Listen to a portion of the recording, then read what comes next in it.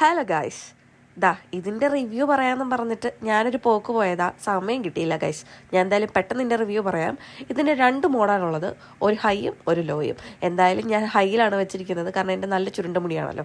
50 സെക്കൻഡിനുള്ളിൽ ഇത് ചൂടായി കിട്ടും. ആ സമയം കൊണ്ട് നമുക്ക് ഈ അലോവേര ജെല്ലും മുടിയിൽ തേക്കാം. നിങ്ങളുടെ കയ്യിൽ ഹീറ്റ് പ്രൊട്ടക്റ്റിംഗ് സ്പ്രേ ഉണ്ടെങ്കിൽ അത് ചെയ്യാം കേട്ടോ. ഞാൻ പൊതുവേ അലോവേര ജെല്ലാണ് യൂസ് ചെയ്യുന്നത്, അതുകൊണ്ടാണ് ഞാനിത് യൂസ് ചെയ്യുന്നത്.